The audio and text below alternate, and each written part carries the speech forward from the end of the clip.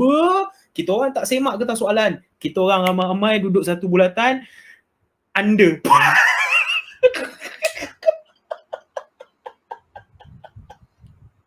Ini memang tak boleh pula tuan-tuan dan puan-puan. Anda ni memang saya tak boleh lupa sampai sekarang. Memang saya ada bergambar dengan ketua pengawas peperiksaan ni. Lepas habis sesi peperiksaan ICT di antara peperiksaan terakhir setiap kali SPM. So saya orang terakhir yang keluar dari dewan.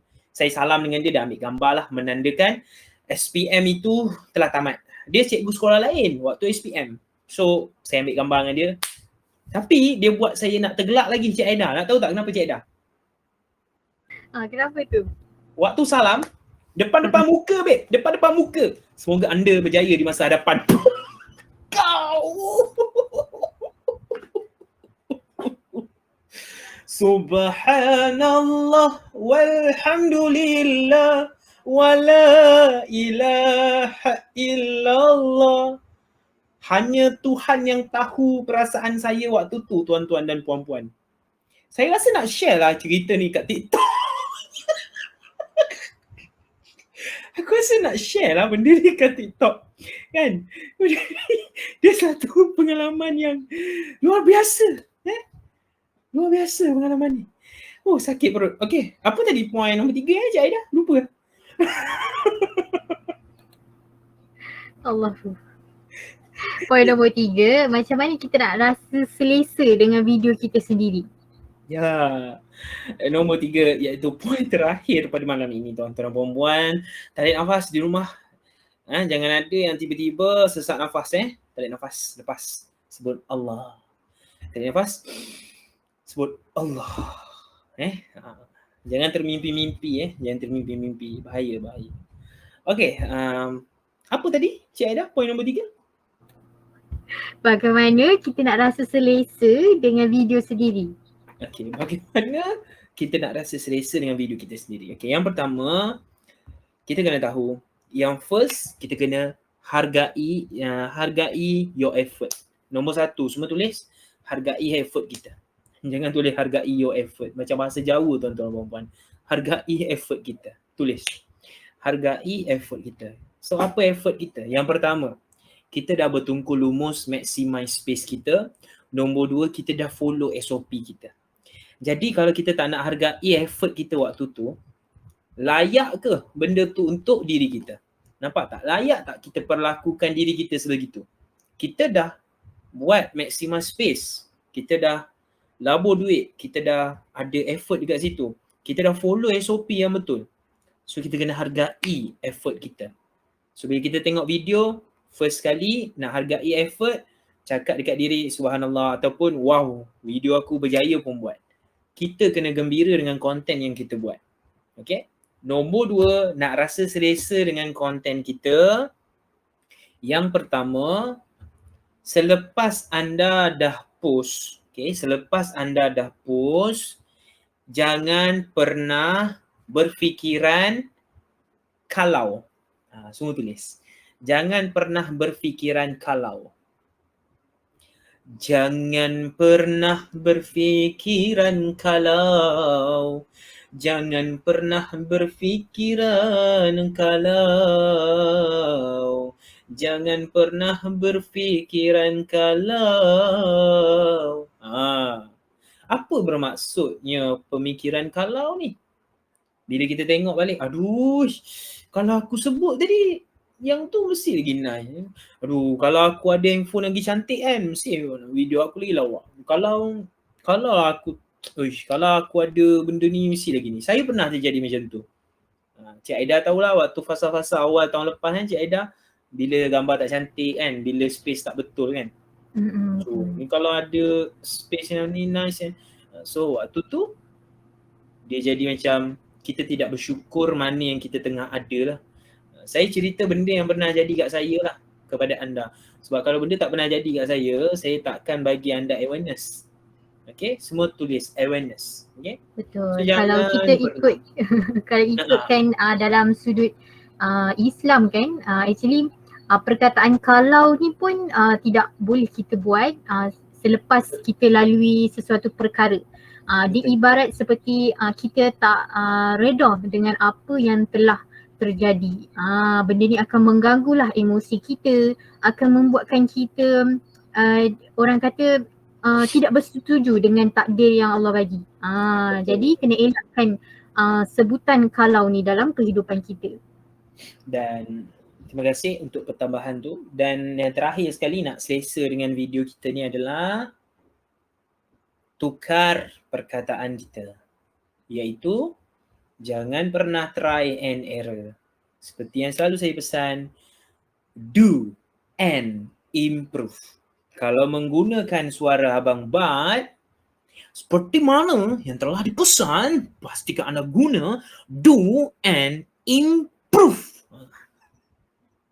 Kalau menggunakan suara Abang Azrul, pencerita TV, do and improve. Jangan pernah guna try and error. Bang. Tak gitu bang. So, do and improve. Kalau Ifan Khairi kata, dalam hidup ni jangan pernah gunakan try and error. Gunakan do and improve. Boleh tak macam tu? Gelak dah bunyi plastik tisu dah. So, gaya Abang Syaril pula. Gaya Abang Syaril.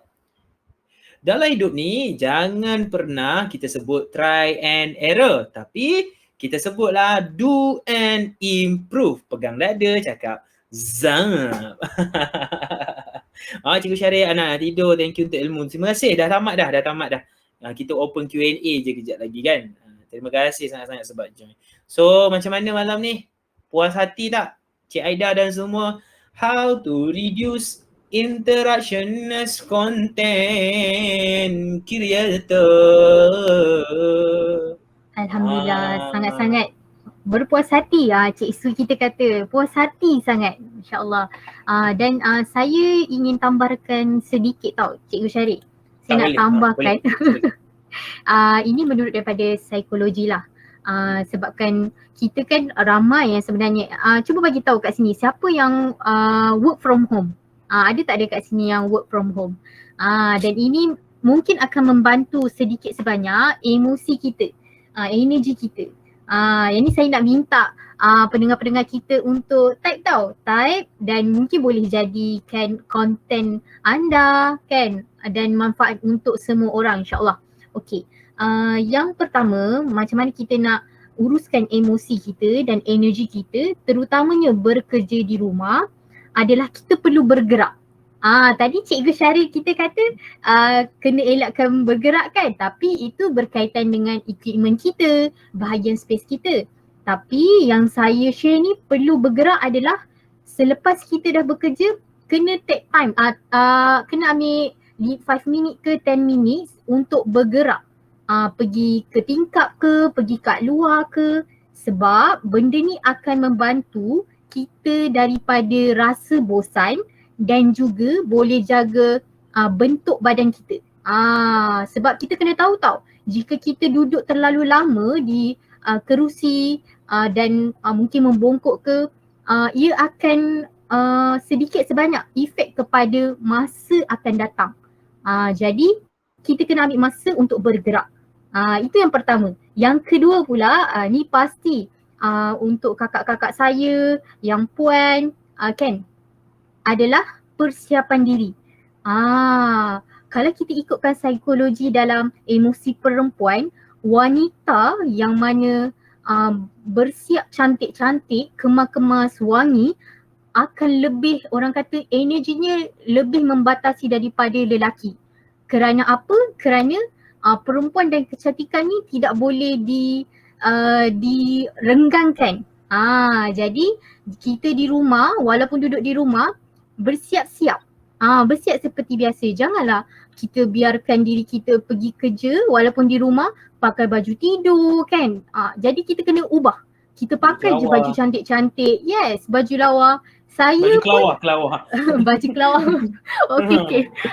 Saya pun cuba buat perkara ni dan alhamdulillah walaupun permulaan saya akan dapat perkataan buang terbiat ke, tapi lama kelamaan saya nampak momentum, emosi dan juga ianya membantu bila mana kita ada kerja kan. Contoh, kalau kita tak pakai baju cantik, kita pakai baju tidur je kan, kita masih pakai baju yang semalam, mesti ada gangguan. Contohnya anak kita ke, adik kita ataupun ibu ayah kita kan minta bantuan. Kerana apa?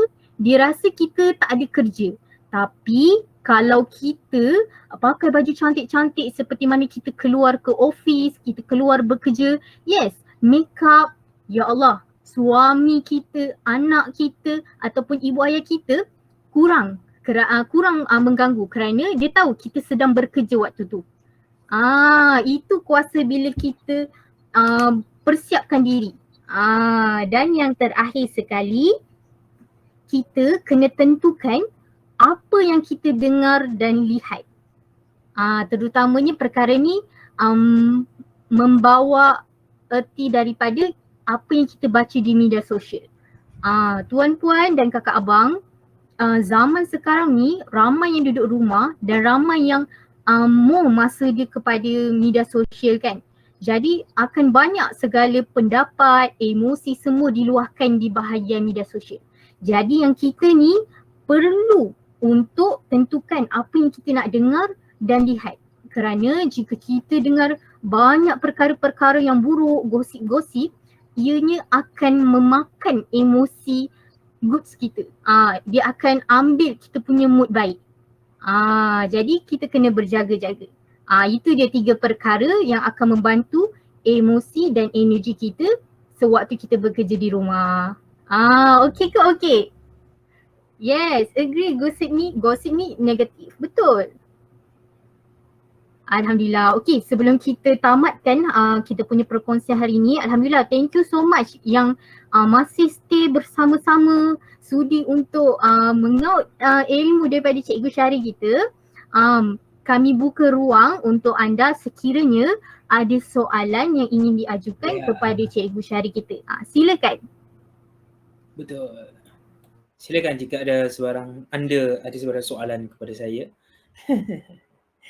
Anda. Sama-sama Cik Su, terima kasih. Lin Yaakob. Okay, terima kasih Fia, terima kasih Aida Sheila, Ayuni, okay, Nadia Idris, terima kasih semua. Dan sementara anda memikirkan soalan-soalan, kita ingin memaklumkanlah kepada anda 29 orang yang ada di dalam ni lagi ni, bahawa minggu depan tiada seperti biasa minggu-minggu terakhir di dalam bulan-bulan kita tiada perkongsian, tapi saya akan ada sosial juga. So anda boleh tengok saya di Facebook malam esok. Kita akan keep update, ada 2-3 aktiviti saya dalam minggu depan yang anda boleh masuk dan tengok. Dan ketahuilah lepas ni juga saya akan buat live bersama dengan TikTokers ataupun student-student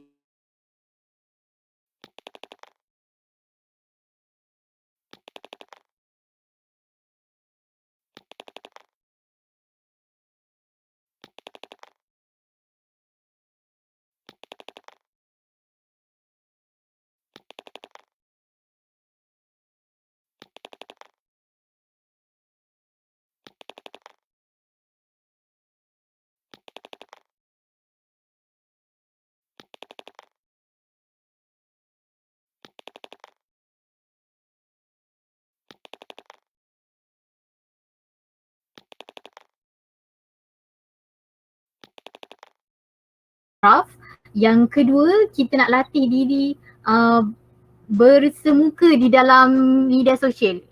Walaupun tidak live bersama-sama rakan-rakan. Betul, sangat-sangat setuju. Jadi saya pun sebenarnya masih memperhalusi satu kaedah tau. Yang mana mungkin saya akan letak satu grup WhatsApp yang tidak ada, yang grup WhatsApp tu macam biasa saya punya style, masuk grup WhatsApp tapi reply personal supaya grup WhatsApp tu tidak spam. Kita buat satu squad live yang berminat semua masuk dalam tu. So nanti senang bila saya perlukan, saya nak buat live, saya hantar dalam tu. Siapa yang free time, dia reply, dia join. So nanti saya akan sharekan link kepada dia direct dalam group tu dan dia akan ambil. Setuju tak kalau macam tu? Sebab yelah kadang-kadang susah juga kan bila setiap kali nak buat tu baru nak mencari tu kan. Dah lah saya suka buat last minute. Okay, so kalau ada dekat dalam group tu squad live bersama Cikgu Syaril tu, saya rasa is one of. Jangan risaulah group, kita akan buat group yang tidak boleh berreply dalam group supaya anda tidak terganggu dengan spamming dan tidak ada benda yang membebankan anda punya WhatsApp kan. So nanti saya tengoklah macam mana nanti supaya senang untuk saya berhubung dengan squad live ni lah. So mungkin dari sini anda boleh belajar macam mana nak live, anda boleh belajar macam mana Cikgu Syaril handle crowd, dan anda akan lebih dekat lah dengan saya walaupun kita jauh pada fizikal, kita dekat di hati. Betul. InsyaAllah saya rasa tiada soalan daripada pendengar kita hari ini dan saya ada tadi. Ada ya? Mekna bagi soalan. Mana Mekna ulang balik soalan? Tapi Cik Aida, kita akan bermula balik berapa hari bulan September nanti? InsyaAllah kalau diikutkan daripada kalender yang wujud dekat sini pada hari Khamis InsyaAllah sama ada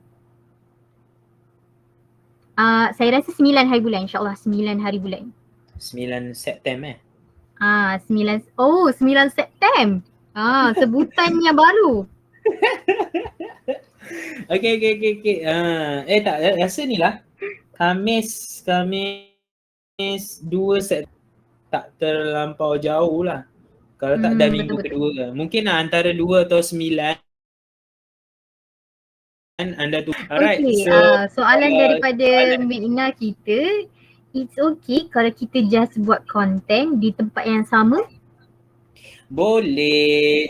Boleh tengok macam mana ada seorang nama dia, ada tiktokers. Contohnya dulu Abang Azrul lah kita boleh